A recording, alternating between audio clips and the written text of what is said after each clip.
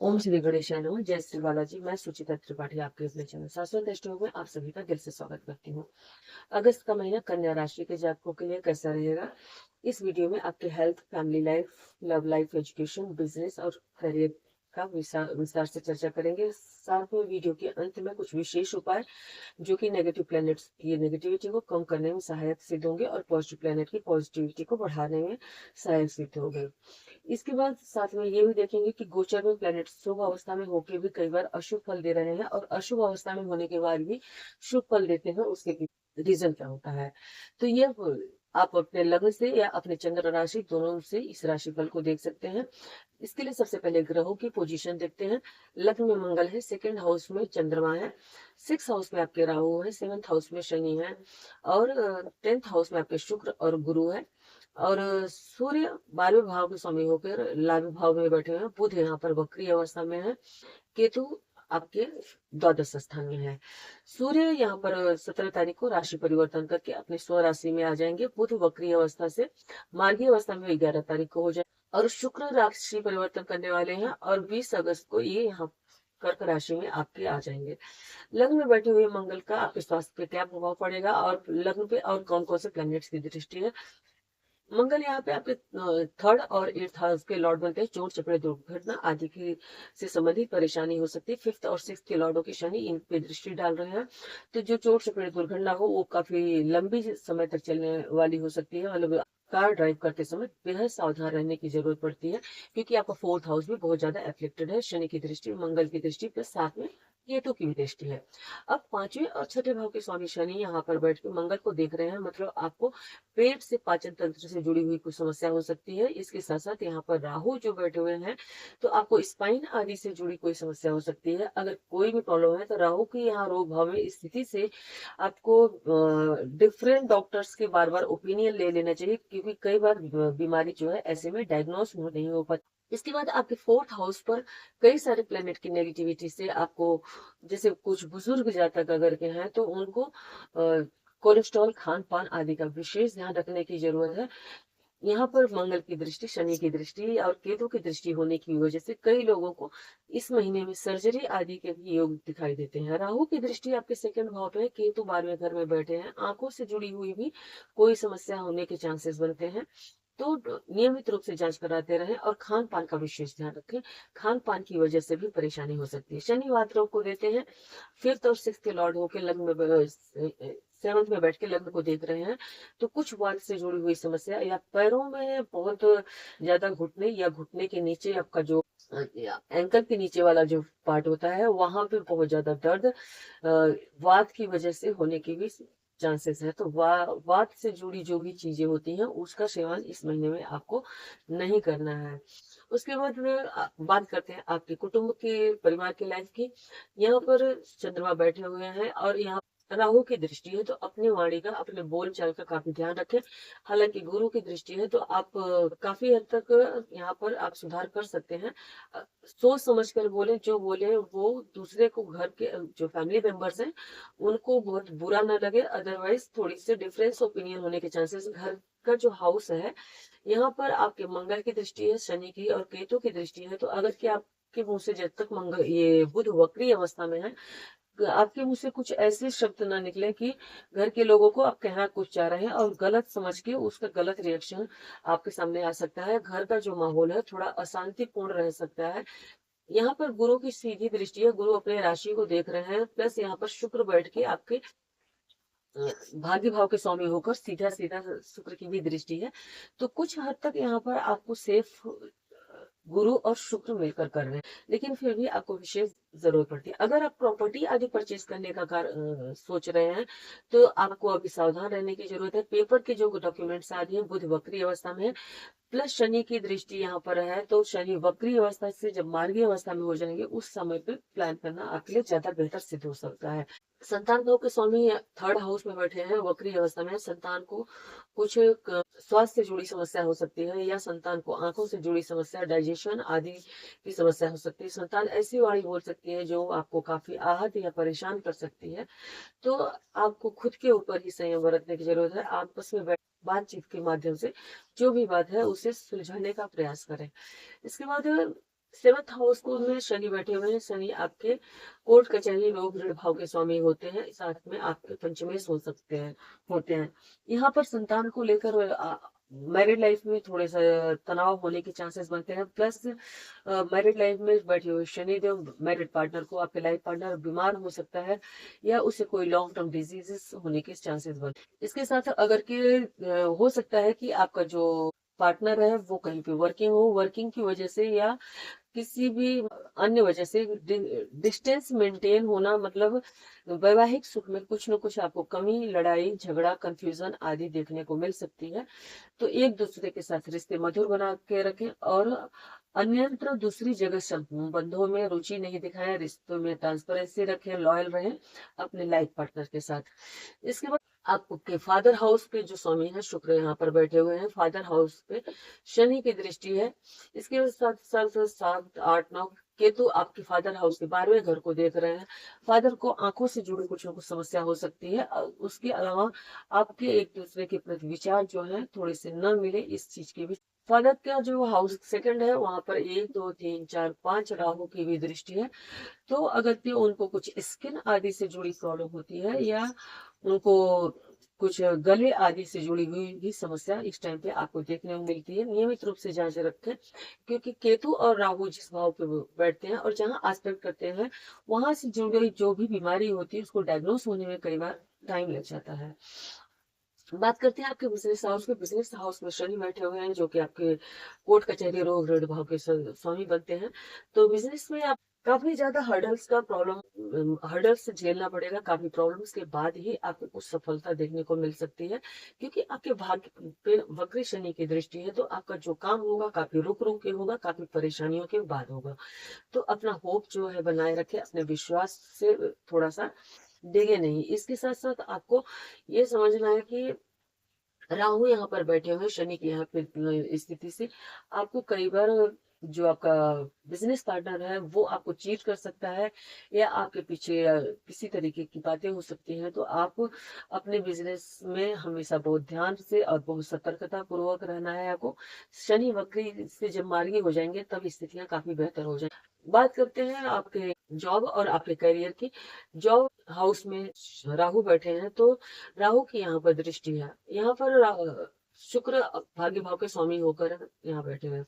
Job के मामले में आपको थोड़ा सा सावधान रहना है। आपकी पीठ के पीछे बातें हो सकती है, षड्यंत्र हो सकता है। वहां पे गुरु बैठे हुए हैं, गुरु आप और साथ में आपके भाग्य भाव के स्वामी भी बैठे हैं। गुरु आपके लिए बाधिकेश होते हैं। गुरु की राशि जो है वो शनि से पीड़ित है। अगर कि आप जॉब में हैं तो यहाँ पर आपको थोड़ा सा शांति से अपना समय निकालना है, अदरवाइज जॉब इस टाइम छूट सकती है या जॉब चेंज होने की योग बन सकते हैं। हालांकि बाद में आपको अच्छे जॉब के अवसर प्राप्त होंगे जब ये शुक्र इस घर में आ जाएंगे, लेकिन फिर भी आपके पीठ पीछे षड्यंत्र बातें होने के चांसेस रहेंगे। तो अपनी जॉब में काफी सावधानी से रखें। अपने जो सीनियर हैं उनके साथ रिश्ते में मधुरता बनाकर रखें। सूर्य यहाँ पर बैठे हुए हैं, आपके द्वादश स्थान के स्वामी होकर यहाँ पे हैं। आपको जितनी इनकम प्राप्त होगी उससे ज्यादा आपके खर्चे इस महीने में रहने की संभावना बनती है। वो खर्चे कोर्ट कचहरी, लड़ाई झगड़े, बीमारी आदि पर ज्यादा व्यय होते हुए दिखाई दे रहे हैं। सूर्य यहाँ पर 17 तारीख को जब आ जाएंगे, 100 राशि के होंगे, तो तब भी ये आपका कहीं ना कहीं आपका मन बहुत परेशान रहना, इस तरह की चीजें, कुछ स्लीपिंग डिसऑर्डर, नींद न आना रात को, ये सब चीज भी आपको देखने को मिल सकती है। बुध वक्री है तो आपको कागज की कार्रवाई में, बिजनेस हो चाहे प्रॉपर्टी परचेज कर रहे हैं, कागज की कार्रवाई में आपको बहुत ज्यादा ध्यान रखने की जरूरत रहती है। अगर के लव लाइफ की बात करें तो पंचमेश जो है वो तीसरे घर में बैठे हुए हैं और वक्री अवस्था में है। अब और पंचम के सेकंड हाउस में राहु बैठे हुए हैं, तो लव पार्टनर का एक दूसरे से वैचारिक मतभेद हो सकता है, लड़ाई झगड़ा हो सकता है, सेपरेशन आदि होने के भी योग बनते हैं। स्टूडेंट्स के लिए फिफ्थ हाउस के लॉर्ड शनि देव यहाँ पर बैठे हुए हैं। यहाँ पर सूर्य की दृष्टि है। एजुकेशन के लिए कभी कभी आपको डिले कर सकते हैं, आज का काम कल पे टाल सकते हैं, क्योंकि गुरु की कहीं से भी आस्पेक्ट नहीं है यहाँ पर और सूर्य यहाँ पर बैठे हुए हैं। तो आप बेहतर प्रदर्शन कर सकते हैं, लेकिन कभी कभी फ्रेंड सर्कल की वजह से आपका मन इधर उधर भटक सकता है।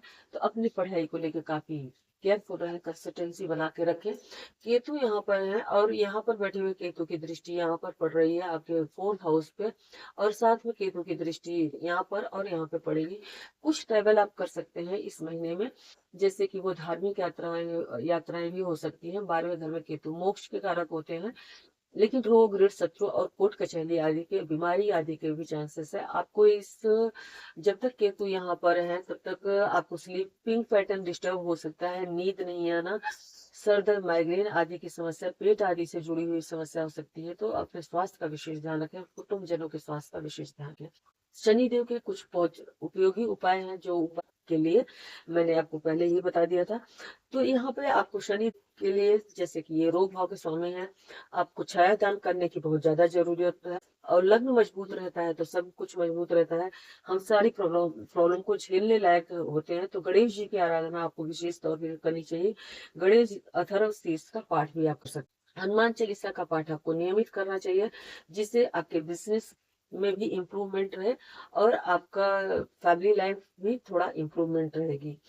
माँ लक्ष्मी की आराधना धन प्राप्ति के लिए आप करें। कनक धारा स्त्रोत का पाठ या श्री सूक्तम का पाठ आप उसके लिए कर सकते। मैंने आपको बोला था कि कई बार प्लैनेट शुभ अवस्था में होकर भी शुभ परिणाम नहीं दे रहे होते हैं और अशुभ अवस्था में होकर भी कई बार शुभ परिणाम दे जाते हैं। तो इसके पीछे क्या रीजन होता है?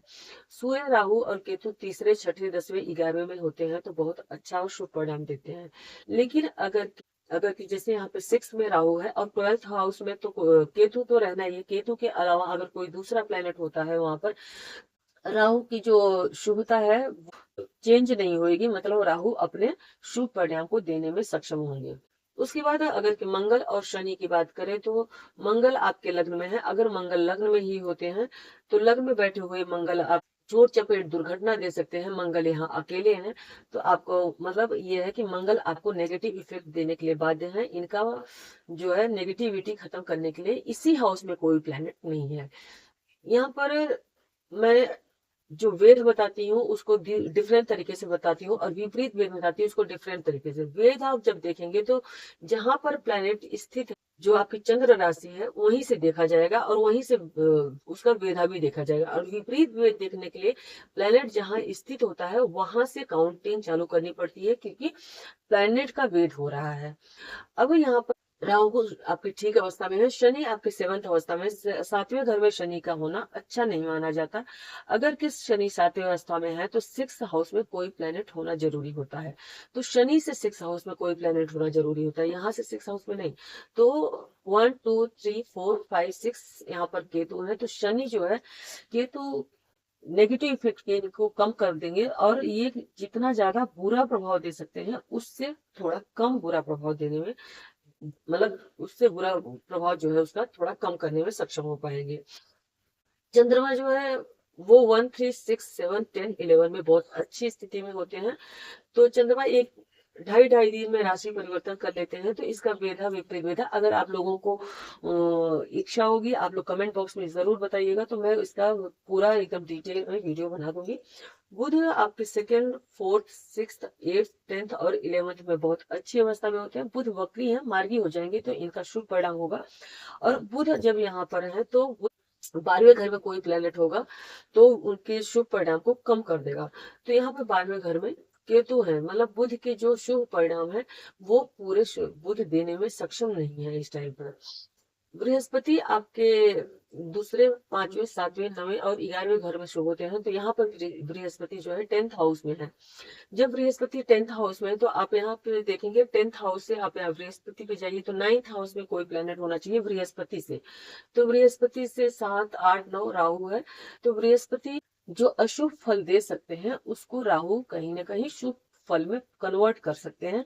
बृहस्पति इस लग्न में वेधा इस बाधा कारक होते हैं, बाधकेश होते हैं। तो यहाँ पे जो आपके कैरियर में बाधा क्रिएट करने का काम ये करेंगे, उसकी नेगेटिविटी को कहीं ना कहीं राहु खत्म कर सकते हैं। शुक्र का गोचर 1st 2nd 3rd 4th 5th 8 9 10 9 11 और 12 में बहुत अच्छा होता है। तो 11वें घर में शुक्र आपके बैठे हुए हैं और 11वें से उसके बाद वो 12वें घर में जाएंगे। तो 11वें घर में अगर कि शुक्र है, सॉरी 10th हाउस में शुक्र है, 11वें घर में अभी जाएंगे। तो 10th हाउस में जब शुक्र है तो शुक्र का जो है नेगेटिव वो हाउस ये है, और यहाँ पे फोर्थ हाउस में, इनसे फोर्थ में, तो इनसे फोर्थ में मंगल बैठे हुए हैं, तो शुक्र अपना शुभ दे पाएंगे, मतलब ये अपने अशुभ परिणाम नहीं दे पाएंगे। ये वेद और विपरीत वेद होता है। अगर आप लोगों को इंटरेस्ट होगा तो आप लोग कमेंट बॉक्स में कमेंट करके जरूर बताइएगा। इससे रिलेटेड वीडियो जो है विस्तार से बनाकर आप लोगों को पूरा इसको डिटेल में समझा दूंगी, तो जिससे ये होगा कि आप लोग जब भी राशि फल देखेंगे तो आप खुद समझ जाएंगे कि क्यों प्लेनेट शुभ अवस्था में है और अशुभ फल दे रहा है, या अशुभ अवस्था में होकर भी शुभ फल दे रहा है। व्रत और त्योहार की बात करते हैं। एकादशी 5 और 19 अगस्त को है, प्रदोष का व्रत 6 और 20 अगस्त को है, रक्षाबंधन और पूर्णिमा 9 अगस्त को है, कृष्ण जी की जन्माष्टमी 15 अगस्त को है, अमावस्या 22 अगस्त को है, महालक्ष्मी व्रत राधाष्टमी व्रत 31 अगस्त को है। अगर संतान आदि से जुड़ी कुछ बहुत ज्यादा समस्या आप देख रहे हैं इस टाइम पे, तो अमावस्या वाले दिन एक नारियल ले अपने सर से 7 बार एंटी क्लॉकवाइज घुमाकर उसको जलते हुए जल में प्रवाह कर। एकादशी वाले दिन आप ओम नमो भगवते वासुदेवाय का मंत्र करें और श्री हरि विष्णु का पूरी विधि विधान के साथ पूजा करें। सावन का महीना है, तो आपको 6 तारीख और 20 तारीख को प्रदोष है, तो प्रदोष व्रत में शिव जी अगर रखते हैं तो बेहतर है, अदरवाइज शिव जी के मंदिर जाके वहां पे उनको जल चढ़ा के बेलपत्र आदि से उनकी पूजा करें। वीडियो अगर पसंद आया हो तो प्लीज वीडियो को लाइक करें, चैनल को सब्सक्राइब करें, फ्रेंड्स एंड रिलेटिव्स के साथ शेयर अवश्य करें। अगर कि आपका कोई सुझाव है तो अपना सुझाव कमेंट बॉक्स में जरूर बताएं। श्री हरि विष्णु आप सभी का कल्याण करें। बहुत बहुत